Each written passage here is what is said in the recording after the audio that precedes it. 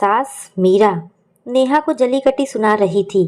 नास पीटी कब से सुनी कोख लिए बैठी है।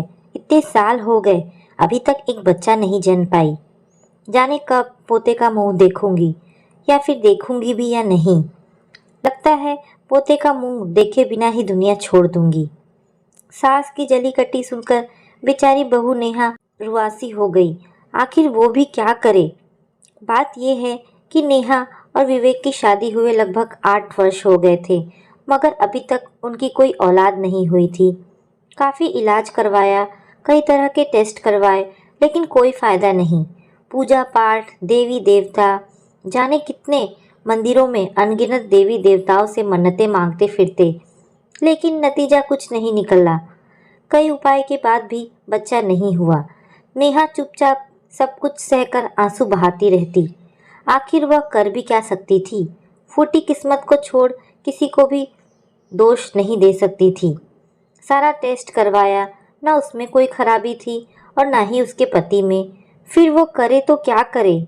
कई बार पति पत्नी दोनों ने बच्चा गोद लेने की सोची, लेकिन मीरा देवी मना कर देती। मीरा देवी का कहना था, मुझे मेरे घर का चिराग ही चाहिए, जो अपना खून हो, जिसमें मेरे बेटे का अंश हो। चाहे जो हो, जब हो, बेटा हो या बेटी हो, कोई फर्क नहीं, बस तेरी कोख से जनी हो। कहने को तो वह बहू को रोज 4 बातें सुना देती, लेकिन वो भी समझती थी कि सब किस्मत की बातें हैं। जब तक ऊपर वाला नहीं चाहे, कुछ नहीं हो सकता। बहुत जलीकट्टी सुनाने के बाद वो बहू को समझाती भी थी कि माफ़ कर देना नेहा बहू, उम्र हो गई है, क्या करूं, रहा नहीं जाता। पोता पोती की चाह में बहुत तरस गई हूँ, इसलिए सारा गुस्सा तुझ पे ही उतार देती हूँ। नेहा भी सास के गले लग फफक फफक कर रोने लगती। सास मीरा भी भरे मन से नेहा को ढांढस देती। चिंता मत कर बहू, भगवान के घर देर है, अंधेर नहीं। एक ना एक दिन तेरी कोख जरूर भरेगी।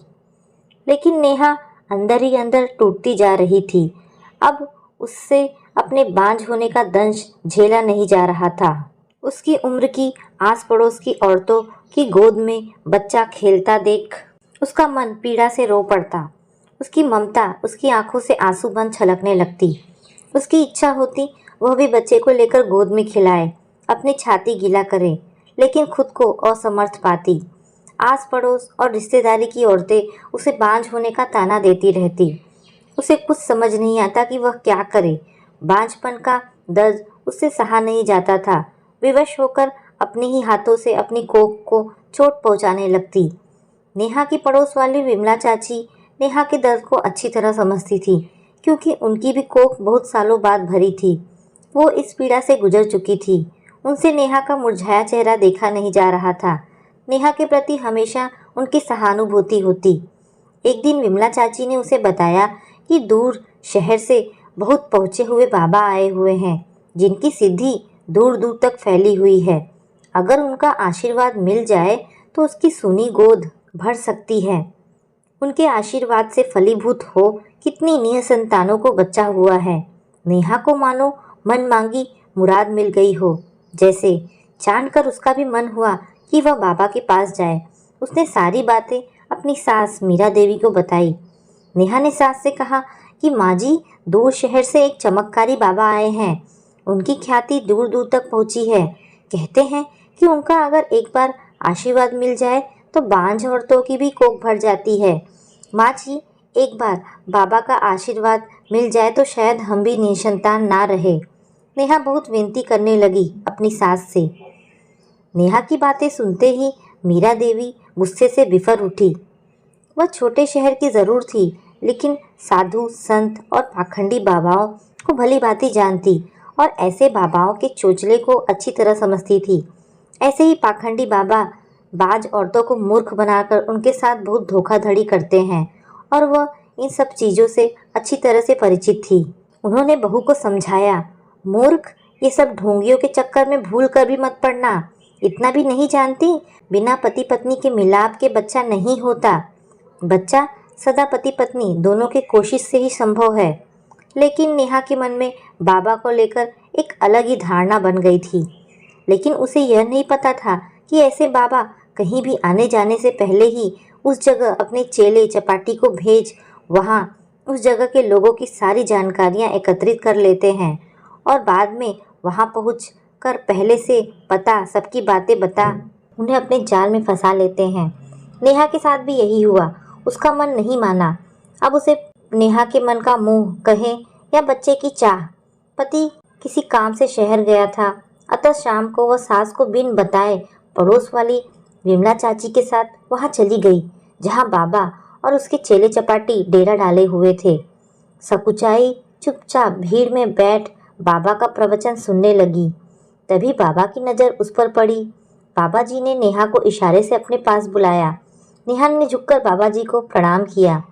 बाबा जी ने उसके कंधे पर हाथ रखते हुए कहा, उठो बेटी, मैं अपनी दिव्य आंखों से तुम्हारी कष्टों को देख रहा हूँ। चिंता मत करो, तुम्हारी मुराद जरूर पूरी होगी। तुम्हारी सूनी कोख जरूर भरेगी। तुम्हें मातृत्व सुख की अवश्य प्राप्ति होगी। नेहा विस्मित आंखों से बाबा को देख रही थी। उसकी आंखों में अश्कों की धारा बह रही थी। उसे समझ नहीं आ रहा था कि बाबा जी ने बिना कहे उसका कष्ट कैसे जान लिया। वह बाबा के पैरों पर गिर पड़ी और कहने लगी, बाबा आप धन्य हैं, अंतर्यामी हैं, मुझ अभागन का दुख दूर करें। मैं निसंतान सालों से बच्चे का मुंह देखने के लिए तड़प रही हूँ। इस दुखियारी को अपना आशीर्वाद देकर वर्षों की अभिलाषा पूर्ण करे बाबा। होगी, जरूर होगी बेटी, तेरी अभिलाषा जरूर पूरी होगी। तेरी हर मनोकामना पूर्ण होगी। मैं तुम्हारी संतान प्राप्ति हेतु एक यज्ञ करूँगा, जिसमें तुम्हें विधिवत स्थान धारण कर आभूषण से सुसज्जित पीले वस्त्रों में पूजा अर्चना व हवन आदि करनी होगी। पूजा सामग्रियों में तुम बाल सहित पीले वस्त्र में लिपटा एक नारियल, गोला, घी, हुमान, चंदन एवं 2 केले लेती आना। बेटी, इसके लिए कल रात्रि वेला अति मंगल है, अतः ध्यान रहे कि विलंब ना हो। जी जी बाबा जी। नेहा ने एक बार फिर बाबा जी के पैर छुए। इस बार बाबा जी का हाथ नेहा का पीठ सहला गया। नेहा को थोड़ा अजीब एहसास हुआ, लेकिन औलाद सुख के मोहवश बाबा की इस हरकत को बाबा का आशीर्वाद समझी।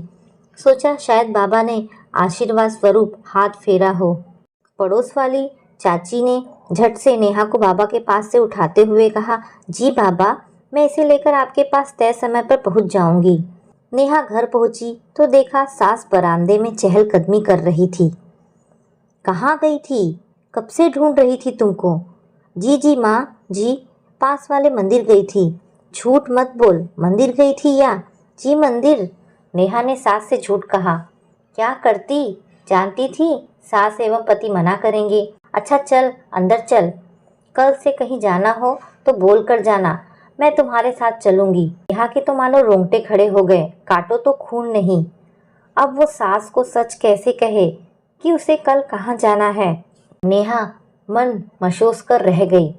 वह सास की आज्ञा लिए बिना नहीं जा सकती थी। रात करवटों में बीती। सुबह से दिन भर बेचैनियों ने नेहा को घेरे रखा। जैसे जैसे दिन बीतता जा रहा था, नेहा व्याकुल होती जा रही थी। हालांकि सास से नजरें बचाकर सभी तैयारियों में भी जुटी थी और लगभग पूरी कर भी ली थी। उसे पता था सास सवेरे बिस्तर पे सो जाती है, इसलिए उसने चाची को कहकर रखा था कि सास के सोते ही वह उनके साथ चल चलेगी। परंतु मीरा देवी को बाबा रूपी शक ने घेर लिया था। फिर आंखों में नींद कहाँ। उन्होंने सोने का दिखावा किया और जब रात पहर बहू घर से निकली तो उसके पीछे ही हो ली। रास्ते में उन्हें उनका बेटा भी आता दिख गया, जिसे इशारे से पास बुला लिया और सारी बातें बता दी। वो चाहती तो बहू को वहीं रोक भी सकती थी, लेकिन मीरा देवी ने बहू की आंखों पे चढ़ी पट्टी हटाना जरूरी समझा। नेहा इन सब से अनजान बाबा जी के पास पहुंच चुकी थी। बाबा जी ने नेहा को कुटिया के अंदर जाने को कहा और कहा कि वह तांबे के पात्र में रखा पवित्र जल का छिड़काव कर पीले वस्त्र धारण कर ले। मैं तब तक पूजा आरंभ करता हूँ। नेहा ने आदर मुद्रा में सर झुकाया और कुटिया में प्रवेश कर गई, जहाँ उसने तांबे के पात्र में रखे जल को जैसे ही खुद पे छिड़काव किया, उस पर बेहोशी छाने लगी। थोड़े समय बाद देखा कि बाबा कुटिया का दरवाज़ा बंद कर अंदर आ गए हैं। नेहा को बाबा का चेहरा धुंधला धुंधला दिख रहा था। उसे महसूस हुआ कि बाबा उसके पास आकर उसके बालों से खेल रहे हैं। हालांकि नेहा हल्के होश में थी, अतः विरोध भी कर रही थी। पाखंडी, धूर्त, कमीने। लेकिन बाबा बेशर्मी से हंस रहे थे। उसने अपना एक हाथ नेहा के अस्मत की तरफ बढ़ाया, लेकिन इससे पहले कि नेहा के साथ कोई अनहोनी घटती, पीछे आए पति ने, जो उसका पीछा करते करते कुटिया तक आ गया था, दरवाजे को जोर धक्का दे तोड़ डाला और बाबा का बाल पकड़ बाहर घसीट ले आया और लात घूंसे की बरसात करने लगा। बाबा के सारे चेले चपाटी इधर उधर भागने लगे। उधर नेहा की सास, जो अपने साथ हवलदार को भी ले आई थी, दौड़कर कुटिया में भागी। बहू के चेहरे पर पानी छिड़क होश में लाई और उसे खूब डांटने लगी। नास पीटी, करम जली, मना किया था तुझे, फिर भी नहीं मानी। वो तो शुक्र था कि मुझे पहले ही शक हो गया था और मैं सोई नहीं, तेरे पीछे यहाँ आ गई। नेहा डरी सहमी सास के सीने लग रोई जा रही थी। मुझे माफ़ कर दो माँ जी, संतान मोहवश मुझसे बहुत बड़ी भूल हो गई। मैंने आपका कहा नहीं माना। मीरा देवी बहू का दर्द समझती थी। शायद उसकी जगह वह भी होती तो औलाद की चाह में वही करती जो उनकी बहू ने किया। उन्होंने बहू के माथे पर हाथ फेरते हुए कहा, सूनी कोख को लेकर मैं तुम्हें बोलती बिगड़ती हूँ। इसका मतलब यह नहीं कि तू कोई गलत कदम उठा ले। घर चल, तेरी अच्छे से खैर लेती हूँ। नेहा सास के सीने लग गई। उधर पाखंडी बाबा को हवलदार ने हथकड़ियों में जकड़ लिया था।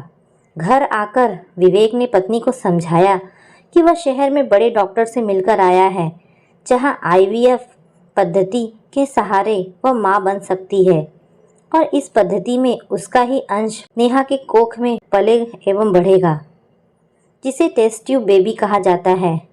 मतलब नेहा उसके ही बच्चे की मां बन सकती है।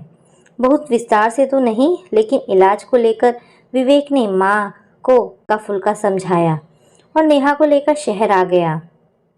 सारी प्रक्रियाओं के बाद नेहा ने एक सुंदर स्वस्थ बच्चे को जन्म दिया, जिसे लाकर नेहा ने बड़े प्यार से अपनी सास मीरा देवी की गोद में डाल दिया। एक तरफ जहां मीरा देवी पोते का चेहरा देख फूले नहीं समा रही थी, तो दूसरी तरफ नेहा अपनी सास को देख श्रद्धा से मन ही मन नतमस्तक हो रही थी। साथ ही साथ वह सोच कर काँप भी रही थी कि अगर सास न होती तो आज वह कहीं की नहीं रहती। औलाद की चाह में बे औलाद होने का दंश उसे पाखंडियों के हवस का शिकार बना देता। तो दोस्तों, ये कहानी आपको कैसी लगी? अगर आपको कहानी पसंद आई हो तो प्लीज़ इसे लाइक एंड शेयर करें। धन्यवाद दोस्तों।